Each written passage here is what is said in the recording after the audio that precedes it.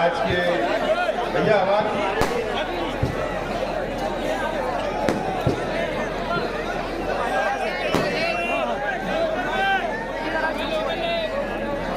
आज के इलेक्शनी जलसे आम के सदर मोहतरम मेरे अपने सरपरस्त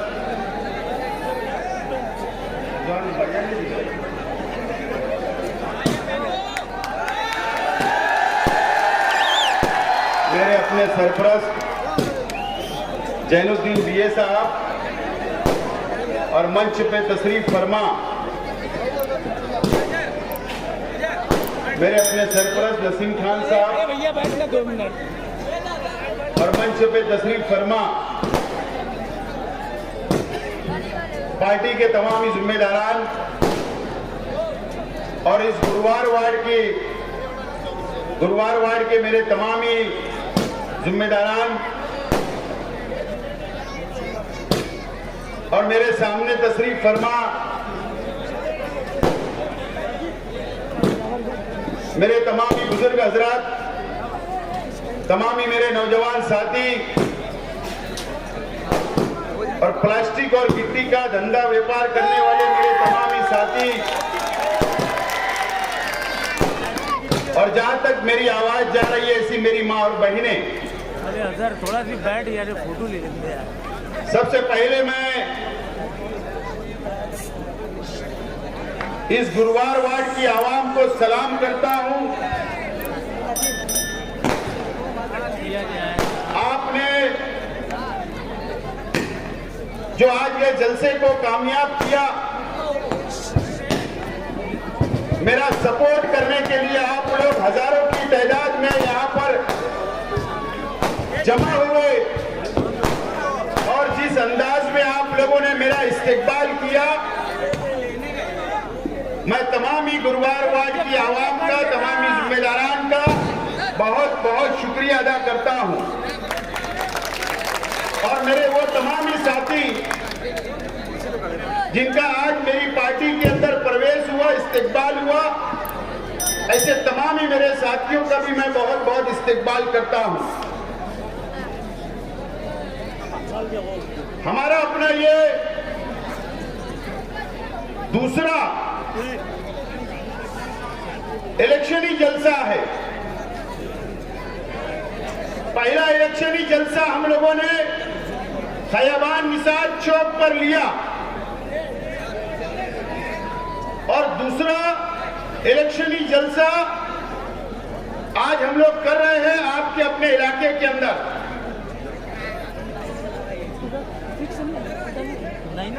मालेगांव शहर की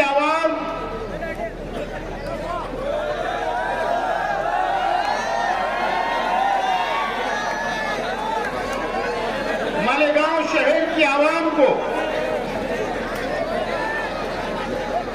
20 तारीख को फैसला करना है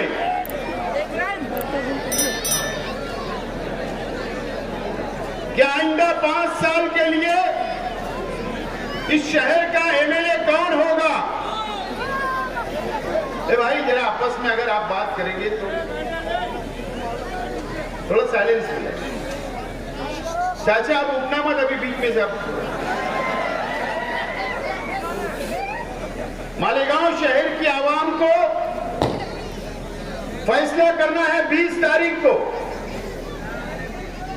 कि शहर का आइंदा 5 साल के लिए एमएलए कौन होगा, शहर का नुमाइंदा कौन होगा। इस बात का फैसला मालेगांव शहर की आवाम को करना है।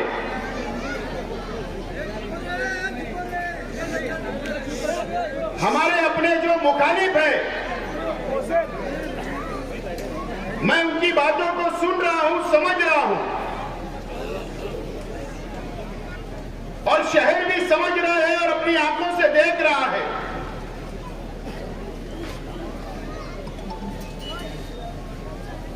और वो ये चाहते हैं कि मैं भी उनकी तरह जबान इस्तेमाल करूं, मैं भी रास्ते से भटक कर तकरीर करूं।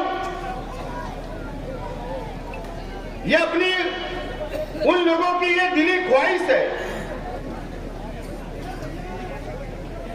मुफ्ती इस्माइल साहब ने तो झूठ की दुकान खोलकर रखी है।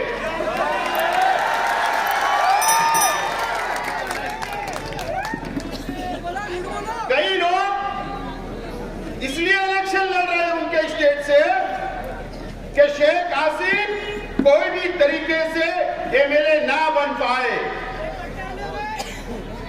शहर का विकास, शहर का डेवलप, शहर के गरीबों के ताल्लुक से कोई बात नहीं की जा रही है।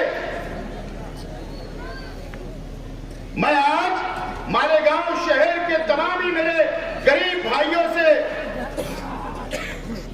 अपील करने के लिए यहां पर खड़ा हुआ हूं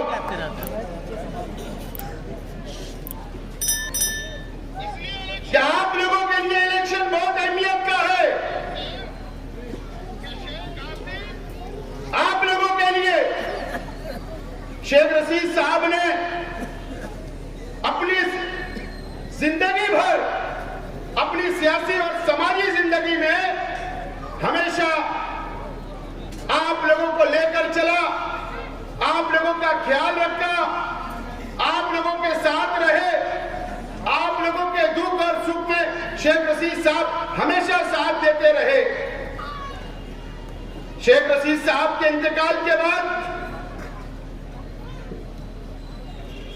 कई लोगों ने प्लानिंग शुरू कर दी थी। कई लोग ये समझने लगे थे कि अब शेख रशीद साहब इस दुनिया में नहीं है और एक कांटा शेख रशीद परिवार का है, वो शेख आसिफ है और इसको रास्ते से हटाना जरूरी है। ऐसी प्लान कई लोगों ने कर चुका था। शेख आसिफ को भी उन लोगों ने समझा ही नहीं था और सब शेख आसिफ को समझने के लिए अभी आप लोगों को बहुत देर लगेगी, बहुत देर लगेगी। और मुझे समझने की कोशिश भी मत करना, मुझे कोई लोग समझने की कोशिश भी मत करना।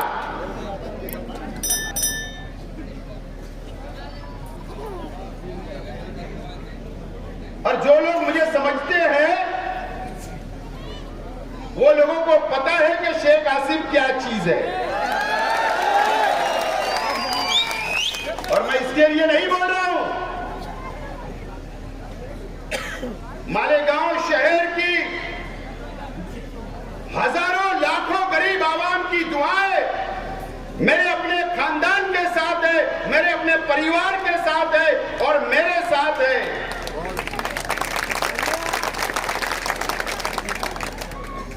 आप लोगों की दुआएं हैं और ये इलेक्शन आप लोगों को साबित करना है कि आइंदा 5 साल के लिए एमएलए कौन होगा। आप लोगों को फैसला करना है। मैं देख रहा हूं कई दिन से कि आज के एमएलए साहब को विकास के ऊपर, डेवलप के ऊपर तुमने 5 साल क्या किया, उस नाम पर वोट मांगना चाहिए था।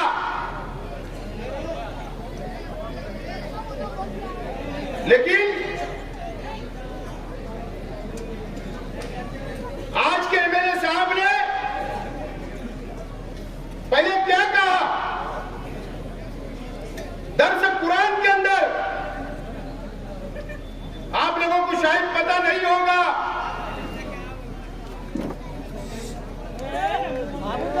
जामा मस्जिद से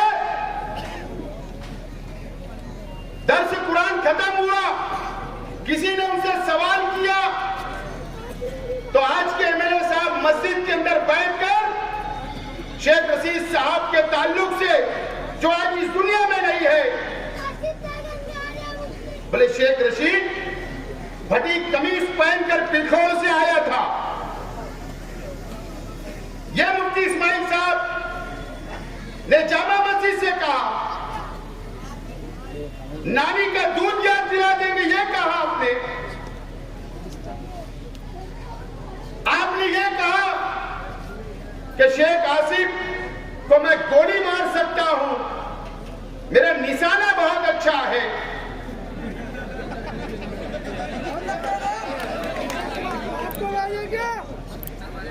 आपने मुझको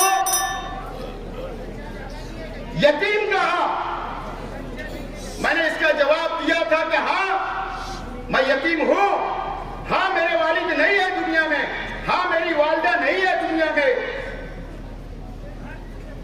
आप एक कुर्सी के लिए, एक एमएलए की चेयर हासिल करने के लिए,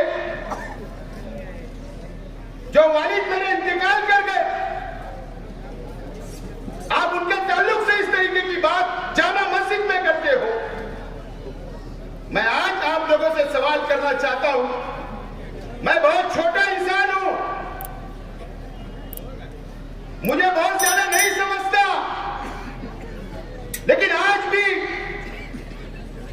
मेरे ज़हन में बात घूमती है कि इंसाफ कब मिलेगा मेरे परिवार को, कब इंसाफ मिलेगा। जामा मस्जिद के मिंबर से, जामा मस्जिद के अंदर बैठकर मेरे वालिद के ताल्लुक से ऐसी बातें की गई। मैंने इससे पहले भी कहा था, जामा मस्जिद के ट्रस्टियन से मैंने उनको फोन करके कहा, सिया हकीम साहब से, आज नाम बोल रहा हूं, वो ट्रस्ट है जामा मस्जिद के, मैंने कहा कि मेरे परिवार के ताल्लुक से, मेरे वालिद के ताल्लुक से बोला गया। क्या आपने कार्रवाई की? बताइए शहर की आवाम को। या ये बोल दिए कि शेख रशीद परिवार मुसलमान नहीं है, कम से कम ये बोल दो। आज तक इसके ऊपर जवाब नहीं आया।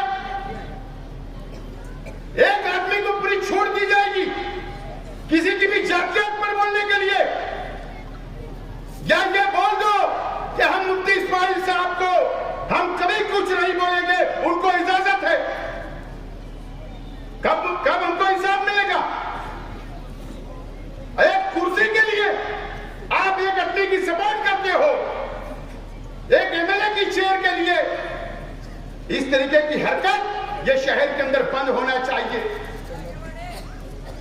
मैं आज भी सवाल करता हूं जामा मस्जिद के ट्रस्टियन से कि कब हमको इंसाफ मिलेगा, कब जवाब मिलेगा।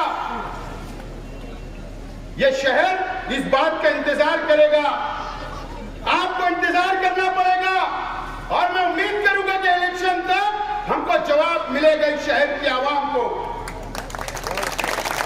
मैं उम्मीद करूंगा कि जवाब मिलेगा। एक कुर्सी के लिए आप मस्जिद का सहारा लो, एक मस्जिद के लिए आप जमीयतुल उलमा का सहारा लो। क्या हुआ फतेह मैदान पर? क्या हुआ फतेह मैदान पर? जमीयतुल उलमा का जलसा था, ठीक है, आपको अपना हक है अपनी बात रखने का, मुझे कुछ नहीं बोलना है, लेकिन वहां पर मालिक बकरा साहब ने, मैं उनकी बहुत इज्जत करता हूं और करूंगा, बुजुर्ग है। जमीयतुल उलमा पूरे हिंदुस्तान की एक दीनी तंजीम है, हमको उनके ऊपर पूरा भरोसा है, विश्वास है। जमीयतुल उलमा के मेंबर हर इंसान बनता है, मुसलमान बनता है, हर इंसान उनकी मदद करता है। जब तुम रिलीफ लेके जाते हो, उस जमीयतुल उलमा के स्टेट से मालिक सेठ बकरा ने क्या कहा कि शेख आसिफ के खिलाफ इतनी ओढ़ दो कि शेख आसिफ बह जाए। 1 लाख बोले जमीयतुल उलमा के मेंबर है, सब लोग और उसके खिलाफ दो। जमीयतुल उलमा, पहले आप मालेगांव शहर के जमीयत के जिम्मेदारान से भी मेरी रिक्वेस्ट है, गुजारिश है कि आप ये बोल दो कि ये प्राइवेट कंपनी है हमारे चार में।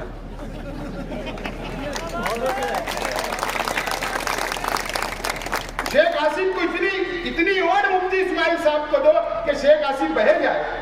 अरे तुम मजहब का सहारा ले रहे हो, दीनी तंजीम का सहारा ले रहे हो, मस्जिद का सहारा ले रहे हो। जुमा के दिन यहां जलसा था, एक मस्जिद के अंदर नाम नहीं लेता, जाने दो। शहर के एमएलए साहब के फर्जंदों ने बयान किया, बयान देखो, जलसा यहां और मस्जिद भी यही। मस्जिद में बयान हो रहा है अच्छाई और बुराई का। अच्छी बात है, मेरा तो चैलेंज है। खयाबान निसार चौक पर मैंने चैलेंज किया कि ठीक है, अच्छाई और बुराई पे इलेक्शन लड़ना है तो मैं चैलेंज कबूल करता हूं। आप सिर्फ स्टेट से ऐलान कर दो कि हाँ शेख आसिफ, तेरा चैलेंज कबूल है, बोल दो। आज तक जवाब नहीं यार। मैं मालेगांव शहर के मुसलमानों से, मालेगांव शहर के दीनी तंजीमों से, मालेगांव शहर के मुसलमानों से मेरा सवाल है, अच्छाई और बुराई का इलेक्शन की अगर बात करते हो ना, आज के एमएलए साहब, जिस वक्त तुमने तीसरा महाज बनाया था, उस वक्त 27 कारपोरेटर चुनकर आए थे, तो आपने डिप्टी मेयर किसको बनाया था, ये शहर के आवाम को बता दो। किसको बनाया था पता है? स्टेज लगता था मुफ्ती इस्माइल साहब का तीसरे मास का, दुआएं होती थी, अच्छी बात है, दुआ होना चाहिए। लेकिन जब आप लोगों ने वोट दे दिया, 27 सीट चुनकर आ गई, तो उन्होंने डिप्टी मेयर किसको बनाया था पता है? राधिका बियर बार के माला, रामराज के बियर बार के माला, नरेंद्र सोनोने को उन्होंने डिप्टी मेयर बनाया था, डिप्टी मेयर। क्यों? मुफ्ती इस्माइल साहब, आपको कोई साफ सुथरा इंसान मुसलमान नजर नहीं आया? क्यों मुफ्ती इस्माइल साहब, आपको कोई पढ़ा लिखा टीचर नजर नहीं आया? आपको कोई बुनकर नजर नहीं आया?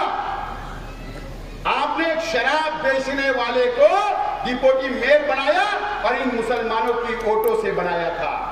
तुम अच्छाई और बुराई की बात करोगे? आपने कॉर्पोरेशन में, कॉर्पोरेशन की कारपोरेटरशिप किसको दी थी? यही मुसलमानों ने वोट दिया था आपको। आपने उसी वक्त ज्योति दीपक भोसले, जो पंचशील बियर बार का मालक है, पंचशील बियर बार जो छावनी पुलिस स्टेशन के सामने है, आपने शराब बेचने वाले की बीवी को मुसलमानों की वोट से आपने कॉर्पोरेशन का मेंबर बनाया। ये कोई बुनकर नजर नहीं आया? कोई आलिम हाफिज नजर नहीं आया? कोई आपके दीनी तंजीम का जिम्मेदार नजर नहीं आया? आप अच्छाई और बुराई की बात करोगे? जब 20 कारपोरेटर आपके चुन कर आए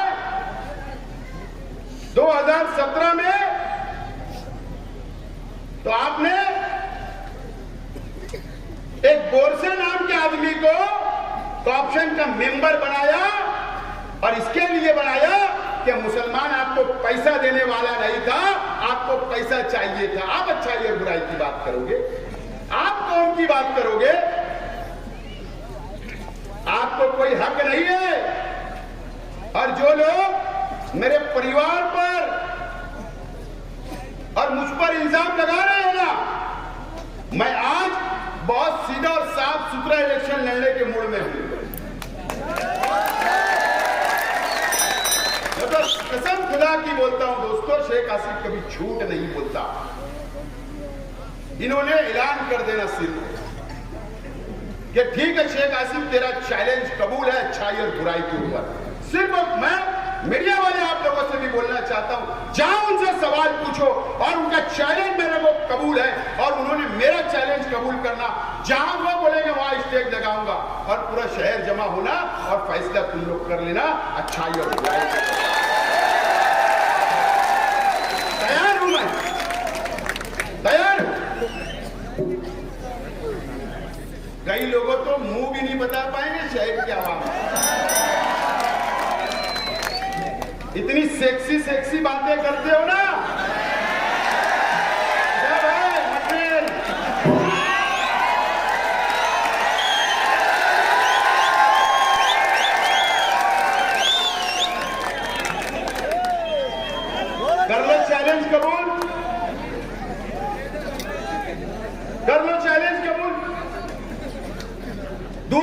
और पानी का पानी हो जाएगा।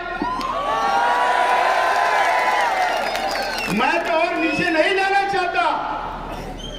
किसी की बाल बेटी की इज्जत करना ये मैं मेरा मिल्ली फर्ज समझता हूं, दीनी फर्ज समझता हूं। नहीं तो पूरी हिस्ट्री है, पूरी हिस्ट्री है। अगर यहां से लिख लूंगा ना तो नक्की नक्की जाऊंगा सिर को। पूरा डाटा पेश करके रख दूंगा, मुंह बताने लायक नहीं रहेंगे। अच्छाई और बुराई बंद करो, काम और डेवलप के ऊपर बात करो, काम और विकास के ऊपर बात करो।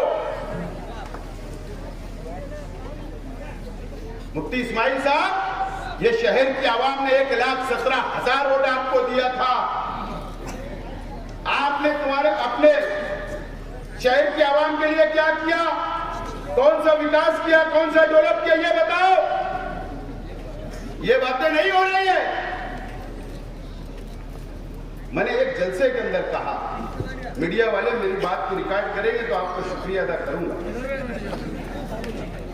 और पुलिस डिपार्टमेंट भी यहां होगा तो उनसे भी रिक्वेस्ट है, अल्लाह का करम है ये शहर के अंदर तब्दीली की लहर है, तब्दीली की लहर है। मेरे अपने मुखालिफ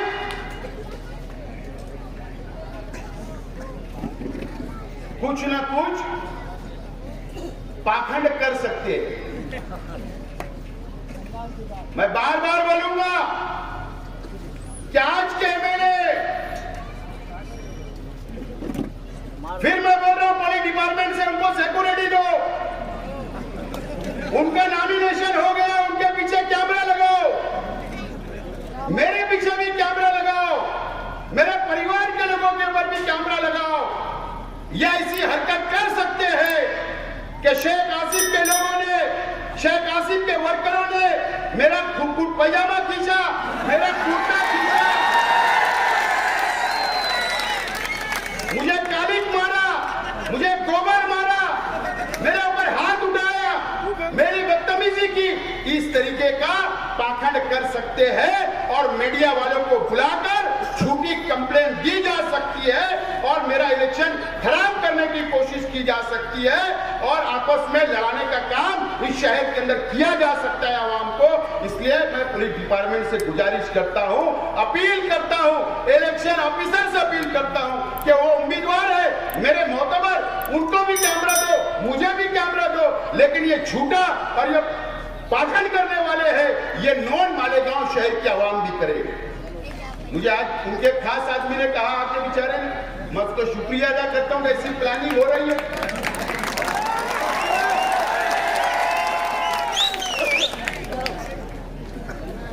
इस तरीके से इलेक्शन लड़ने की कोशिश की जा रही है, जीतने की कोशिश की जा रही है। कुछ भी कर लो। अब ऐसा है कि यहां पर कल एक जलसा हुआ मेरे भाई का। अब मुझे बताओ, मुझे आप लोग बता दो, मैं 5 साल एमएलए था क्या? मेरे भाई ने उसके स्टेज के ऊपर अरे शर्ट उतार के नाचा।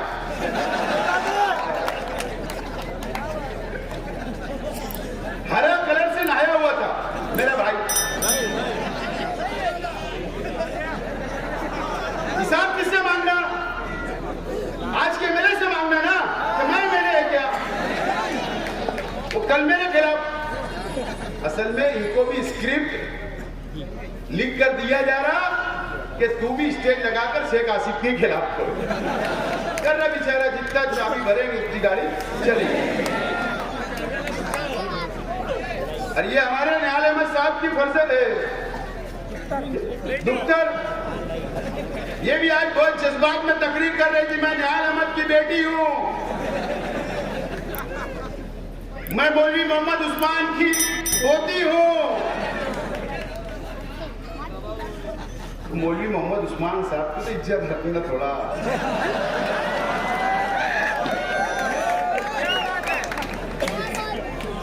नाम मौलाना का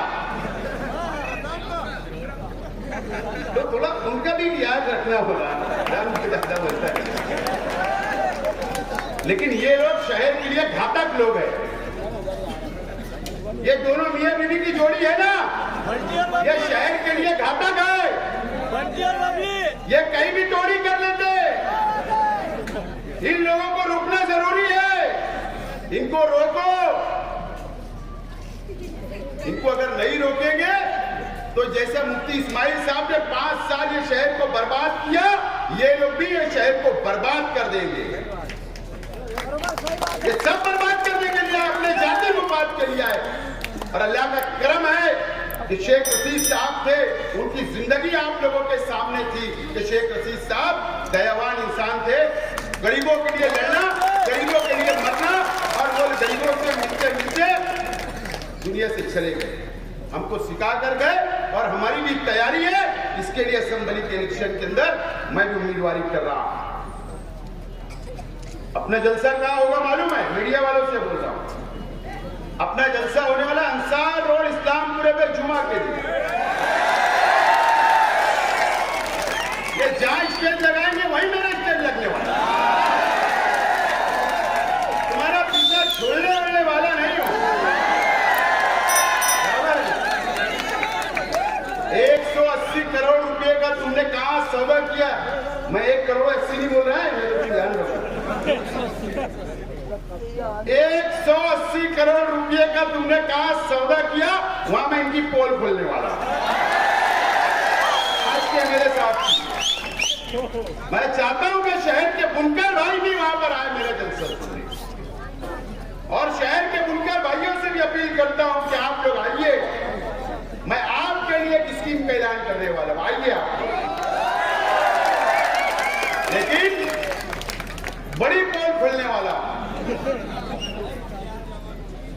मैं भी बहुत हैरान था जब मुझे मालूम पड़ा 180 करोड़। मैं हैरान था। तो वो भी पोल वहां पर खोलूंगा। लेकिन दोस्तों, मैं आज आप लोगों से अपील करता हूं, ये जो हरा कलर है ना, ये मेरा जो झंडा हरा कलर का है ना, ये मेरी पार्टी का पूरा नाम आपको पता है, उसका शॉर्ट नाम क्या था वो भी आपको पता है। ठीक है, उन्होंने बोला तो मैं उनका एहतराम। लेकिन अगर आप लोगों ने मुझे असेंबली के अंदर भेजा, नौजवानों ने, इस शहर की आवाम ने, तो आज आपसे यकीन दिलाता हूं, आप लोगों को ऐलान करता हूं इस बात का कि ये हरा झंडा असेंबली के अंदर लेकर जाऊंगा मैं। हरा झंडा लेकर जाऊंगा। और ये लड़ाई मेरी इनसे नहीं है, ये लड़ाई बहुत बड़ी है। मेरी लड़ाई भगवा करण से है, भगवा करण से।